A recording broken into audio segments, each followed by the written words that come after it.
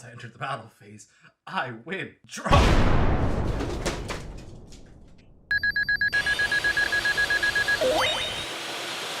I would have won the duel if it wasn't for my uncomfortable chair.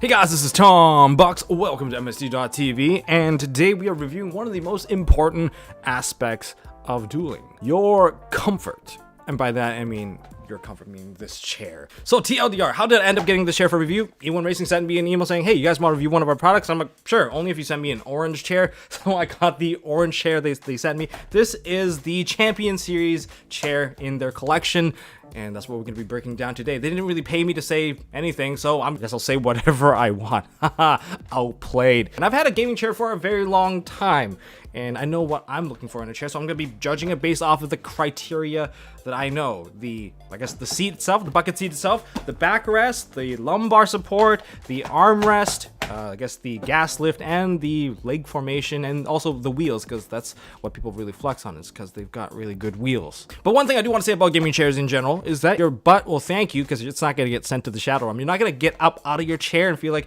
your tailbone or the end part of your spine is starting to break. Yeah. So let's start with the seat. Overall, the seat is very comfortable. It's firm, yet it's also kind of squishy at the same time, kind of like a seat in your car, but I think it's a little bit softer than the seat in your car, and you don't feel any pain for sitting on it. I've sat on this chair for maybe over 7 hours in one sitting because I'm editing a video, and no, I got up just feeling completely normal, no soreness or anything, so I probably give the seat itself 5 out of 5. Now, as for the backrest, there is the neck pillow, the lumbar support, and the whole back panel in general. It does have a little bit of tilt. I'm not sure if you guys can see this, but there is a little bit of tilt when it's locked. You can actually turn off the locking mechanism so that you can have full tilt range, and you can lock it back in, and then it'll be stuck like that if that's how you want to sit. But, you know, having that flexibility is pretty nice. But the pillow on the neck is softer than most of the other brands I've had. This one is actually very, very squishy, like really squishy. But the lumbar support is much more firm, so you don't have to worry about like, oh, that's not going to give you the support that you need. It's going to be pretty good. You also have the lever to lower it down. I believe it can go pretty far down. Yeah, you get a 90 degrees experience. I don't think you guys can hear me, but let's put myself back up. Yeah, you can completely 180 the entire chair if you want to sit on it and sleep, but that's up to you. For my rating of the backrest, I would say that overall it's really good. I like how the pillows themselves, they come with the clips, and it's not just like a one-string bandit. They have to just kind of put it on top of the chair and just stretch it out over time. That part I really like.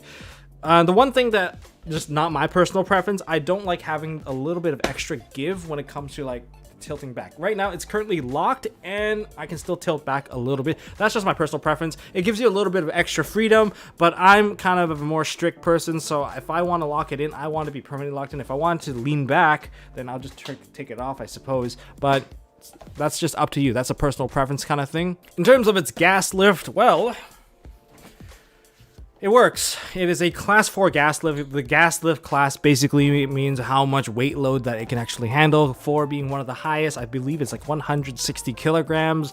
I guess 350 pounds or so. So that's all I have to go by. It's one of the highest classes you can get. So I guess it uses the best gas lift.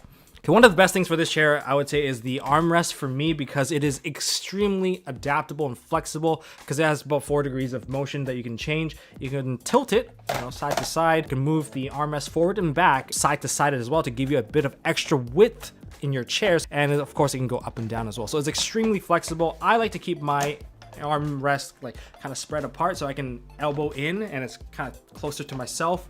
That's just my personal preference, but yeah, this is one of the things I do like about it, and my other chair doesn't have it, so I definitely really like it. Now for the wheels of this chair, I really like it because it's color coded to match the color of your chair, which it doesn't look pedestrian and just like a black capped wheel. This one looks really nice. It's very smooth as well.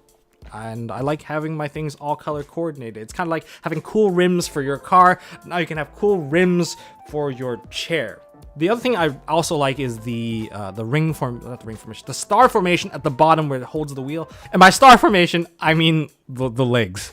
It's actually flat, and I have a bad sitting habit where I like to put my feet on that all the time. And when it's like super rounded, it feels like a foot massager, like it's just like puncturing into your foot. But this one, it actually rests pretty nicely if that's what you're into. I like it personally. One thing I like about the packaging of this chair is that instead of giving you like a baggie full of screws and you're supposed to kind of guess which one goes where, all of the screws for this particular chair came screwed into the correct spots. Although it kind of comes, disassembled, you can unscrew the pieces, put the piece together and screw back in. You don't have to guess which screw goes where, which is a nice touch and better customer experience, I suppose, when it comes to building your chair. So that was a very big plus, because one of my previous chairs, I can tell you right now, has 2 screws in there that I thought was supposed to go in a certain area. I pushed it all the way in, and luckily you guys don't hear the rattling, but it still bugs me to this day, and this chair does not have that issue.